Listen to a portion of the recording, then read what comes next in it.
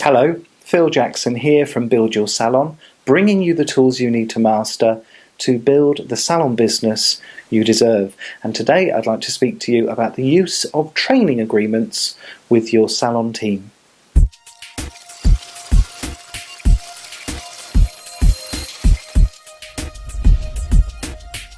At some stage in every salon business, it's a worthwhile exercise to sit down and discover exactly what it is that you want your salon to be about. What is it you want to be known for? What is the shape of the thumbprint you want to put on the world? Ideally, we'd have this conversation before we even open our businesses, but I also know that most of the people that follow me have already started their business. They're already salon entrepreneurs.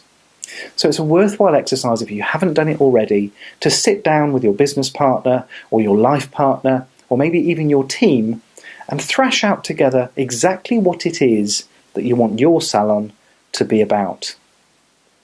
One of the things that we're known for is that we invest extremely heavily in our salon team's ongoing training and development. It's one of the things that I wanted to absolutely maximise, was the amount that we would spend on external training so that we can upskill and motivate and inspire our team members to deliver the very best service possible. And I bet you're spending lots of money in your own salon as well. So what's really important is that we protect that investment in the event that somebody decides to leave. And this is where something called a Salon Training Agreement comes in. 2 points before I carry on though. The first is that I am not qualified to give you any kind of legal advice around agreements or contracts. And I think that if you think you can get brilliant legal advice for free on the internet, you are probably heading for something of a fall. So my advice is always to consult with a qualified and indemnified expert before you make any changes in your salon business. And secondly, I'm not talking here around apprenticeship arrangements. In fact, we could shoot a whole series of recordings around apprenticeships and the ups and downs and pitfalls of apprenticeship. What I'm talking about here is the ongoing investment you're making in the development of your salon team. So, salon training agreements. Essentially, this is a contract between you and the team member where they agree to pay back some or all of the value of a training course should they leave in a period following the training. So in my salon, our agreements last for 18 months, and they're on what's called a reducing balance. So if you leave my employee after 6 months, a third of that training will be paid back already, and you'll owe me 2/3 of the value that we invested in you. After 12 months, 2/3 will be paid off, and you owe me 1/3, and after 18 months, that agreement can be ignored.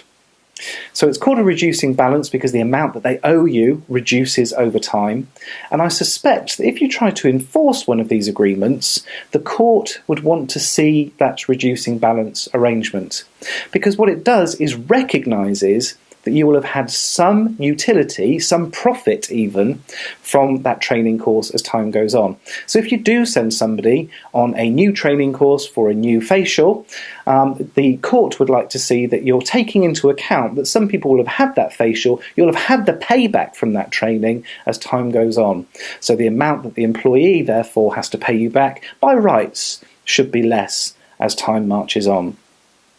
Please bear in mind though, that these are not binding on you. You do not have to enforce these agreements. And I very rarely do.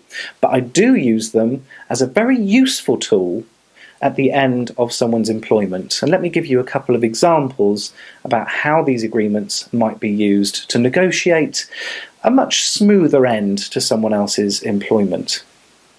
So we had one fellow who was working for me. He decided he wanted to leave, and he gave us lots and lots of notice, much more than was ever required from his contract. He decided he was going to be leaving us at the end of July, but I had an awful lot of people taking holiday during August, so it would have left me very short-staffed. What I did with him, he owed us about £800 on training agreements, so what I said was that I would rip those agreements up if he agreed to stay on for the extra month. Now, if you followed me for some time, you will know that normally I get rid of people as soon as they've decided to leave, but actually he decided he wanted to try his hand at something else and was in fact leaving the industry. So he couldn't do us any harm, he wasn't going to take any clients with him when he left. He agreed to work for the August, which did me a huge favour, and then I ripped up the training agreement and wrote that money off. A second example, quite a few years ago now, our assistant manager left, and he was a very strong personality in the team, a very popular member of the styling team. So when he left, I was very protective around our customers. So I managed to strike a deal. He owed us quite a lot on training agreements, nearly £2,000 in training agreements. And what I managed to do was get him to disappear for 6 months. So he'd left the salon. I'm sure he would have spoken to lots of customers around the fact that he was setting up on his own anyway, but I managed to make a deal where he agreed not to be on social media, so he wasn't on Facebook, he wasn't on Instagram, he wasn't allowed to put any adverts in the local paper, I didn't want to see his face on posters anywhere. He literally disappeared off the radar for 6 months in exchange for me ripping up those training agreements. Now, the money's already been spent, so I was just basically looking to get the most out of that training agreement and protect my business in the best way that I could. And that's what he did. He stuck to his word, disappeared for 6 months, and I managed to get those customers protected from any marketing that he might have done. That bought me basically 6 weeks to impress them and make sure they stayed in the fold. And the final way that I think these are a really useful tool are I'm watching people's reaction when they're signing the agreement. Now, I know lots of you may have a clause around training and protecting your investment in your contract of employment. I would strongly encourage you to look at bringing in separate training agreements for every course that you send somebody on. And the reason for that is that you get to study their reaction. I don't just send these agreements out and get people to sign them when they're at home. I get them as soon as they're happy to sign the agreement with me. And when they pick up the pen, I'm watching them extremely closely to see whether there's any hesitation there. Because if you have somebody who's hesitating, the chances are good that you are going to lose that member of the team, or at least considering leaving in the next 18 months.